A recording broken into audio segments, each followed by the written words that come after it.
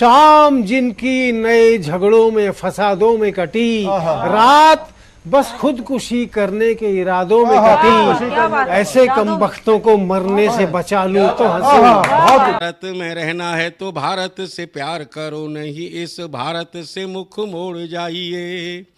जिस मुल्क के रिवाज रीति नीति हो पसंद, उस मुल्क से ही नेज नाता जोड़ जाइए। एक राजा ने मांग भरी फिर मेरा मस्तक फोड़ दिया। एक राजा ने मांग भरी फिर मेरा मस्तक फोड़ दिया।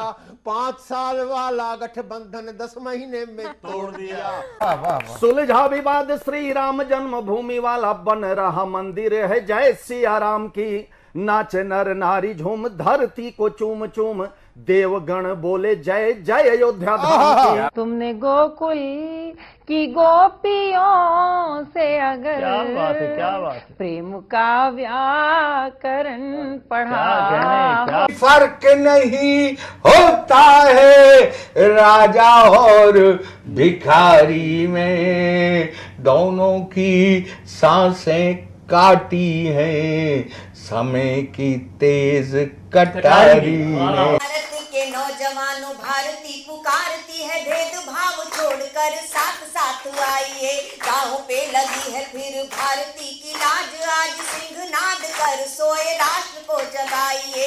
दोस्तों नमस्कार, मैं डॉक्टर प्रवीण शुक्ल आपको प्रणाम करता हूं। सतमौला कवियों की चौपाल में आपका हार्दिक स्वागत करता हूं।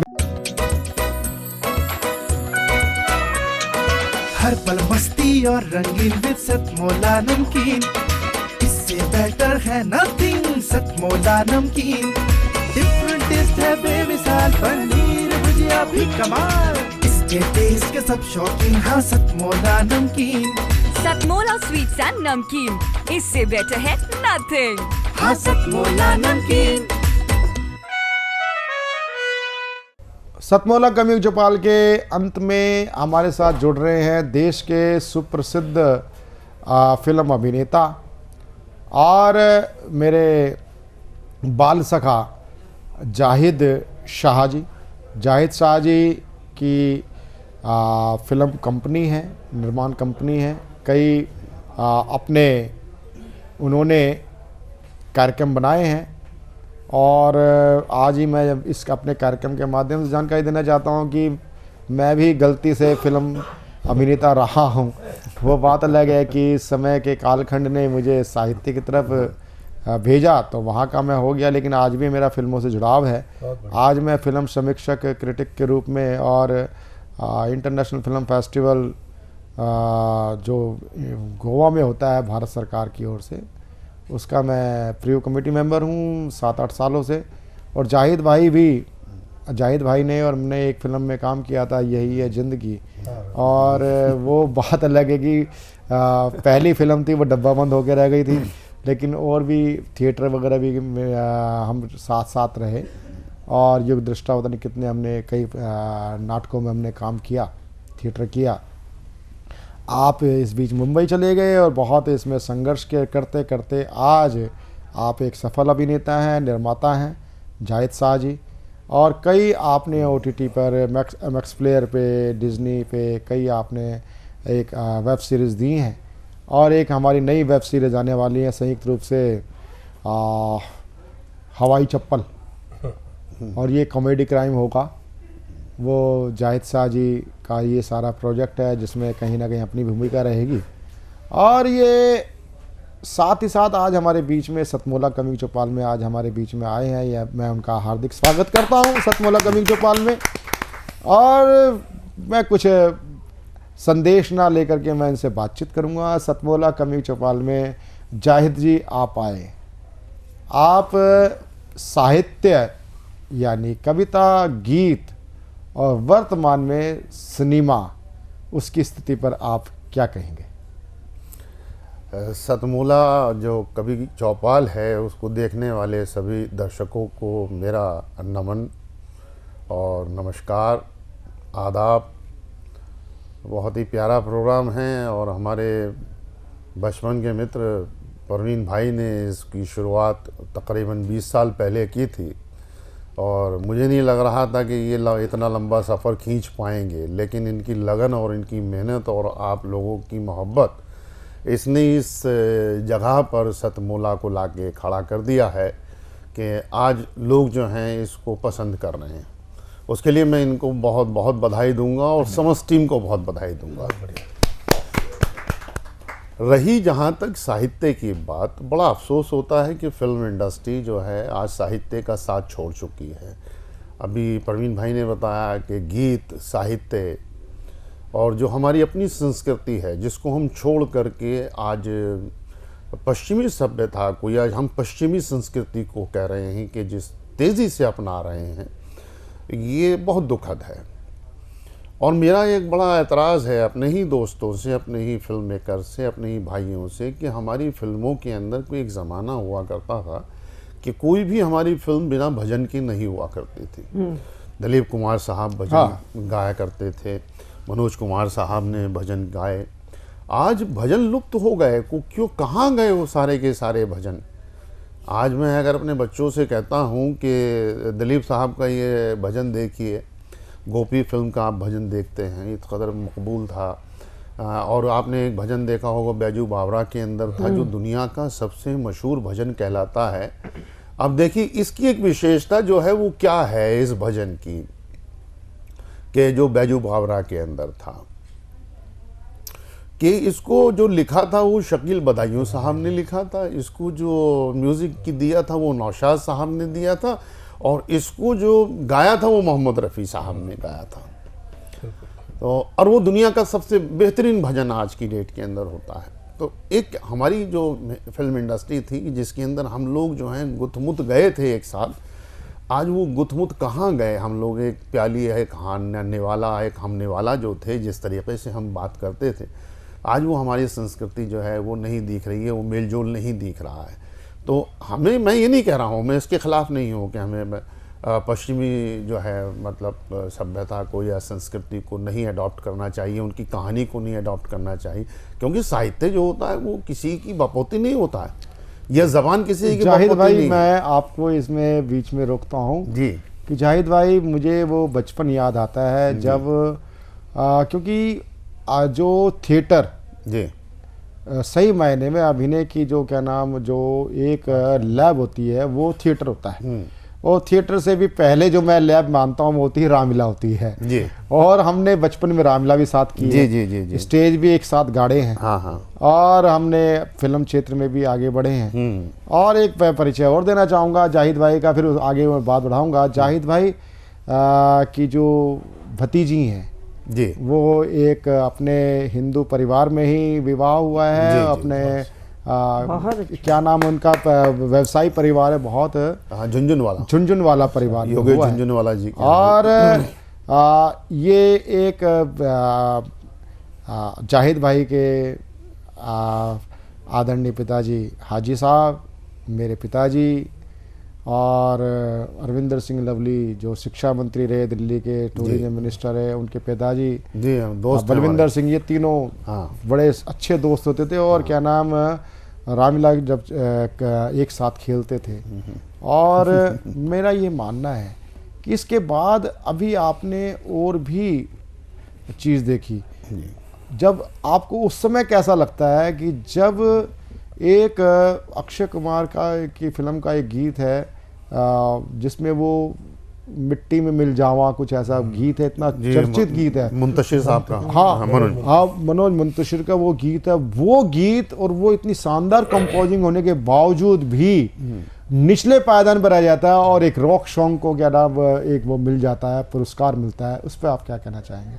यहाँ पता चलता है कि जो बॉलीवुड साहित्य से कटता जा रहा है, और कहीं ये दर्शकों की सुनने वाली बड़ी बात है कि दर्शक भी क्या इसी प्रकार के, मैं उस गाने को, इतने श्रेष्ठतम गीत को, जो एक देश प्रेम से लबरेज जो गीत था, वो कहीं नीचे आके गिरता है, और एक हुड़दंगता से भरे हुए गीत जिसको हम पॉप सॉन्ग बोल सकते हैं, जिसको हमको वो बढ़ते हैं, आगे बढ़ते हैं। तो उस पर आपकी क्या कहना है उसका? देखिए ये जो है ना फिल्म इंडस्ट्री के ऊपर सबसे पहली चीज़ तो ये है कि मैं अभी किसी सरकार का नाम नहीं लूँगा, क्योंकि सब लोग परिचित हैं कि हम लोगों के ऊपर कौन सी सरकार ने राज किया है। और लोग मुझसे इस बात से जो है नाराज़ भी हो जाते हैं कि आप इस 2014 के बाद वाली सरकार को राष्ट्रवादी सरकार कह रहे हैं। तो मैं नहीं कह रहा हूँ, बल्कि ज़माना कह रहा है। हम हिंदुस्तान के मानचित्र पे आज नज़र आ रहे हैं।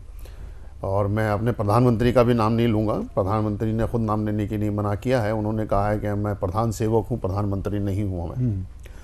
अभी क्या है कि आपने एक दौर था जब महमूद साहब की फिल्म आई थी जिसका नाम था कुंवारा बाप, जिसके अंदर एक बहुत ज्वलंत समस्या को उठाया गया था। तो देश की उस वक्त बहुत बड़ी समस्या थी, वो थी पोलियो। तो और उस फिल्म को पूरे हिंदुस्तान की जो आवाम थी उसने बहुत पसंद किया था। उसी के पैरेलल एक फिल्म आती है रोटी और कपड़ा मकान, जिसके अंदर जो है मौसमी चटर्जी का एक रेप होता है, जिसके अंदर वो आटे के अंदर होता है, जिसको हमारे जो बुद्धिजीवी थे, जिनको मैं क्या कहूँ, मेरे पास अल्फाज नहीं है, कि उसको सर्वश्रेष्ठ सीन के दर्जा दे दिया कि आटे के अंदर रेप। मतलब मैं बड़ा सोच करके जो है मैं कांप उठा कि अगर आटे में रेप हो रहा है तो इसमें कौन सी नई हमने क्रिएटिविटी जो है दिखा दी है, बता दी है। और जो है वो पोलियो की रेस को जो है आपने फिल्म फेयर से बाहर कर दिया गया था। अब वही बात आ रही है कि मनोज मुंतशिर का गाना जो है घर घर के अंदर जो है लोगों ने सुना, लोगों के अंदर एक ऊर्जा पैदा करता है, ऊर्जा भी पैदा करता है, लोगों ने पसंद भी किया, देशभक्ति से लबरेज है। उस गाने को हटा करके जो है आप जो है वो कौन सा गाना, वो ब्लू वाला कोई गाना सुना देते हैं। और वो एक मिक्का सिंह का एक गाना आता है, वो क्या था, मेरे जहन से निकल गया। देखिए वो ऐसा गाना है कि मेरे जहन में नहीं आ रहा। आप उसको ले जा करके जो है वो पहले पायदान पे खड़ा कर देते हैं। तो ये एक बहुत सोची समझी हुई एक साजिश है, जिसको जो है हम क्या कहें कि हम मेरे पास उस तरह के अल्फाज नहीं हैं। एक गाना और भी है, उसके बारे में अब क्या कहें कि बेशर्म रंग। हाँ, बेशर्म रंग उस पर क्योंकि मतलब आपकी मुझे पता है, क्योंकि आप मेरे बचपन के साथी हैं। और लेकिन कोई आप ऐसा कोई नया प्रोजेक्ट लेके आ रहे हैं जो एक हम सिनेमा या आज एक आधुनिकतम जो तकनीक है OTT के प्लेटफॉर्म में OTT के माध्यम से कोई ऐसी चीज़ जो समाज के लिए सर्वग्राह्य हो, ऐसा कोई चीज़ आप लेके आ रहे हैं क्या? देखिए, सबसे पहली चीज़ तो ये है कि बीइंग एक राइटर, मैं आपको बताऊं, जो लोग कहते हैं कि राइटर जो है समाज का आईना होता है। मैं कहता हूं बिल्कुल नहीं होता साहब समाज का आईना। आईना कोई भी चीज़ सीधी दिखाता ही नहीं है। आप आईने के सामने खड़े हो जाइए। बहुत बड़ी बात कह दी आपने, बहुत बड़ी बात। जो हम समाज को जो है आईने से जब हम उसकी तुलना करते हैं तो यानी कि हम उल्टा देखने के शौकीन हैं, या हम लोगों को आदत पड़ गई उल्टा देखने की। तो मैं उसको ज़रा सीधा करना चाह रहा हूँ। मैं अक्स जो है वो जिसको हम कहते हैं कि अक्ष मुझे बख्श, अक्ष मुझे बख्श, हाँ अक्ष मुझे बख्श, उससे हम अपनी आवाम को ज़रा दूर रखें, अपनी ऑडियंस को दूर रखें तो ज़्यादा बेहतर होगा। अब जैसे नए प्रोजेक्ट की बात आपने भी जिक्र किया, नए प्रोजेक्ट का, तो मैं अपने नए प्रोजेक्ट के अंदर के अभी मैं दूरदर्शन के लिए जब मैं गया प्रेजेंटेशन के लिए, तो हमारे नए CEO साहब आए हैं। हमारे नए CEO साहब हैं गौरव द्विवेदी जी, और मेरी जो हैं हमारे दूरदर्शन की जो ADG हैं, एडिशनल डायरेक्टर जनरल कंचन प्रसाद जी। हाँ। तो उनसे मेरा जब तबादला ख्यालात हुआ तो उन्होंने कहा कि आपका प्रोजेक्ट क्या है? मैंने कहा मेरा प्रोजेक्ट है विश्वेश्वर रवैया, जो विश्व पितामह ऑफ इंजीनियरिंग है। तो कल नहीं आपने ये क्यों सोचा? मैंने कहा मैंने ये इसलिए सोचा क्योंकि मुझे ये ना कहना पड़े, मेरे बच्चों को ये ना कहना पड़े कि ये कौन है। जब ये सब्जेक्ट मेरे पास आया था तो मैंने उस सब्जेक्ट को मैंने पूछा था उससे, अपने कंटेंट राइटर से, कि यार ये किसका नाम ले रहा हूँ? बोला सर इनको नहीं जानते। तो मैंने कहा मेरा दुर्भाग्य है ये, हमारे महापुरुषों के बारे में आज हम नहीं जानते। हम अलेक्जेंडर को जानते हैं जिसके ऊपर हमने फिल्म बनाई, हम बाबर को जानते हैं, बाबर की औलादों को जानते हैं, बाबर के पिता को जानते हैं, उसके पुत्रों को जानते हैं, लेकिन हम जो है चोल को नहीं जानते, हम मौर्य को नहीं जानते हैं, हम गुप्त को नहीं जानते। तो ये किसका है? ये हमारा दुर्भाग्य है। ये क्या है कि ये हमारी जिम्मेदारी थी, एज ए फिल्म मेकर मेरी जिम्मेदारी थी कि मैं अपनी ऑडियंस को या अपने लोगों तक ये मैसेज पहुंचा सकूं, आने वाली जनरेशन तक ये मैसेज पहुंचा सकूं। अभी मैं एक प्रोजेक्ट पे काम कर रहा हूँ श्रद्धानंद जी के ऊपर, स्वामी श्रद्धानंद। हाँ, स्वामी श्रद्धानंद जी के ऊपर बात कर रहा हूँ, जिन्होंने शुद्धिकरण आंदोलन चलाया था। उनके बारे आर्य में समाज में दो ही प्रमुख रूप से संत हुए, स्वामी दयानंद, महर्षि दयानंद, और महर्षि दयानंद के बाद जिन्होंने सबसे बड़ा जो शुद्धि आंदोलन चलाया, शुद्धिकरण आंदोलन, शुद्धिकरण आंदोलन, यानी जिसको बोलते हैं घर वापसी का। जी जी जी। आप एक बड़ा ज्वलंत विषय प्रश्न छोड़ रहा हूँ। हाँ हाँ। क्योंकि आप एक भारतीय मुस्लिम समुदाय से आते हैं। मैं सनातनी मुसलमान हूँ, मैं तो कहता हूँ। मेरे वालिद जो थे वो अपने आप को खुद सनातनी कहते थे, अगर आप देखें तो मुझे ये तो मैं सतमोला कवियों की चौपाल की ओर से इस बात को, चर्चा को यही विराम देता हूँ।